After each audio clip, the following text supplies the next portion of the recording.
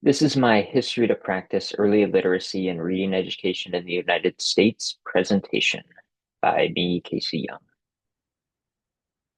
So the scope of reading education history in the US, early reading focused on religious texts, primarily the Bible.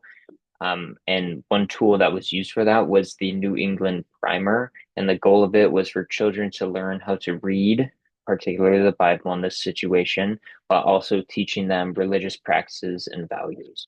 And then in the mid 1800s, public education expanded and grew, and so did the access to reading instruction. So with that, it's tied into literacy being a national identity. Sorry, being illiterate was not part of the national identity. They wanted people to be literate in order to be an American. Reading wars were an important debate over which method was best used, phonic based and whole language methods. And then shifting to our current century, the No Child Left Behind Act, it incorporates all subjects, but it ensures that every student has an equal opportunity to succeed, even those of low income.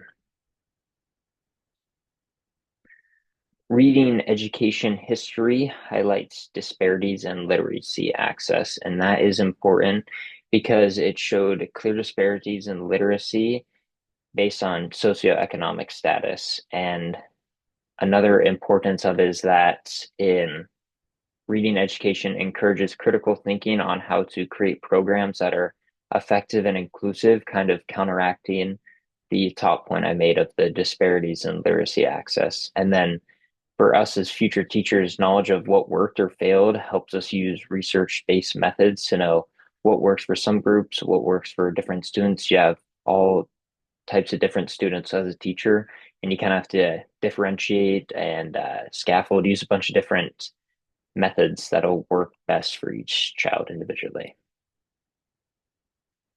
An overview of the science of reading and Scarborough's reading rope. So reading is an unnatural process. Unlike speaking, it has to be learned explicitly and has to be taught uh, well for students to learn that skill. Language comprehension is also important, and it's another aspect of science of reading. It's valuable for students to learn for students to have, sorry, while learning to read.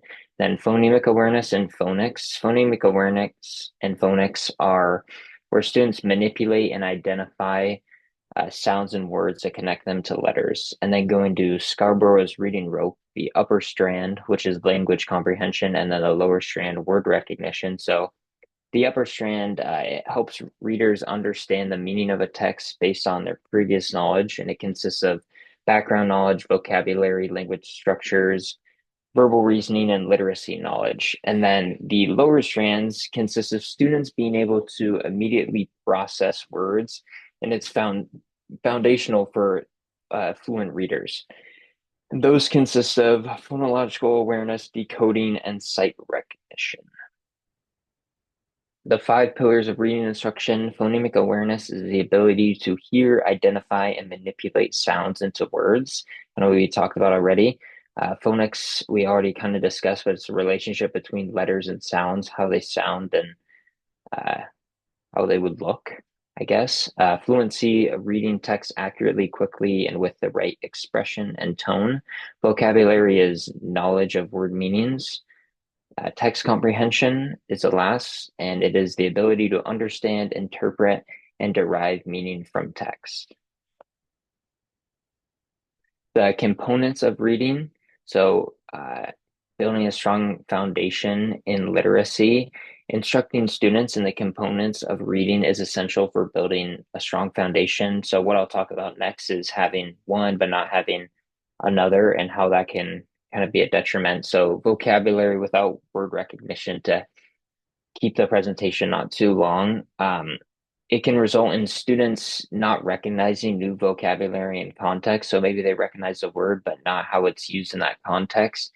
And it can make them completely lost. And then phonics without phonemic awareness would be, it could result in a student knowing the rules of phonics, but would become unfamiliar with new words and would struggle to apply those rules to them. So kind of how the sounds connect with the letters, but then when it comes to phonemic awareness, they get a new word and they're just kind of lost, and then that keeps them behind. Explicit reading instruction in grades K through 3. So explicit reading instruction is so important in grades kindergarten through third because teachers need to model it step by step. They also need to be able to provide immediate feedback because at such a young age, they kind of get these ticks, I guess is the right way, and you don't want to have them keep doing that. You want to catch it on early.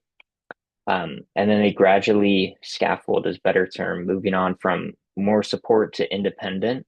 I talked about previously that reading is an acquired skill. You have to learn how to read.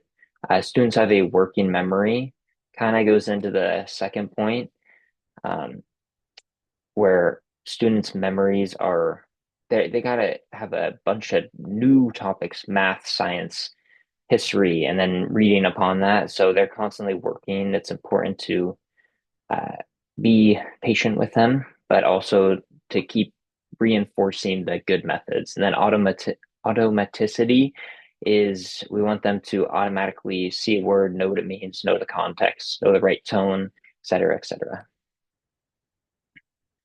Uh, Continuing on from the last sign, how the science of reading plays a role in explicit reading instruction is uh, is through phonemic awareness and phonics, and those being taught properly. And then also to add into that is the five pillars. Those are all important in uh, explicit reading instruction. Along with that would be the Scarborough's reading rope, which is the word recognition and language comprehension. The effects of dyslexia on reading success. So it's a neurobiological learning difference that affects the accurate and fluent recognition of words and spelling. It can result in a reduction of fluency, difficulty with decoding words, and it can have a negative impact on comprehension. And then there's academical and emotional consequences and get discouraged. And we want every student to be encouraged and happy to come learn in school. So dyslexia can have a major effect on reading, and it's important to be patient with students who do in a like in a future tense. A reading instruction strategy, sorry, um, selecting culturally responsive texts. I think that's important because in my area there's a lot of Hispanics and a huge Hispanic community. So incorporating their culture into text, their culture and community, connects the culture to school. So they come into school, they learn about not just the typical American textbook, they learn about everything. It can increase engagement too. It can also hurt engagement, but the goal is for it to increase engagement. More students see, they go out into the real world and they're say, oh, hey, we learned about this in school. This is why it's important. Real world experiences, learning about certain topics that, like I said, are in the real world can engage you, and it's just important to learn. And then encourages critical thinking for students who say are advanced or uh, gifted. It can encourage them to think more about why they're learning what they're learning and what the importance of it and how they can affect it. And there's countless ideas. Another one would be structured literacy and the universal design for learning. Um, it involves scaffolded instruction, multisensory techniques, technology, sports. So scaffolding the work for students. Um, And multisensory instruction gives students different accommodations for certain needs they might have. And then incorporating technology is also important because we have it, why not use it to our advantage? Um, Challenges that may arise when planning a lesson. So a wide range of literacy skills, kind of touched on it, but we're going to have 20 to 30 kids, whether you're teaching in elementary school or middle school. No two kids are going to be the exact same, maybe in one subject, but there's going to be a wide range of literacy skills all over. And you don't want to under challenge the advanced students and over challenge the students who are struggling maybe below grade level or have a learning disability. And so that means meeting the needs of every student through differentiation. Technological tools, which I talked about last slide, can help a lot with that. It can kind of help you differentiate and give a teaching job a little bit less stress. And then finding engagement for every student, making sure that even if you're differentiating, you want to make sure every student is engaged and supported. And then another one, it's a little more broad, but it's low motivation and reading anxiety. So students not wanting to come to school because they're struggling. We want everyone to come to school, have a good time, and have fun learning. And it might be because they're anxious and learning in general, but in this scenario, anxious with reading, they're struggling with it a lot. Um, Another aspect could be text not representing their community or culture. They don't see a point because they're like, why are we learning what we're learning? And if we're using culturally responsive text, it helps that way because it shows, hey, this is why we're learning it because it's in our community right now. They go out of the classroom, yeah, they see it immediately. And then stronger engagement leads to more growth. So students who come to class, they pay attention, they're not distracted. Uh, it leads to them growing and learning more. These are my references, and that is my presentation. Thank you.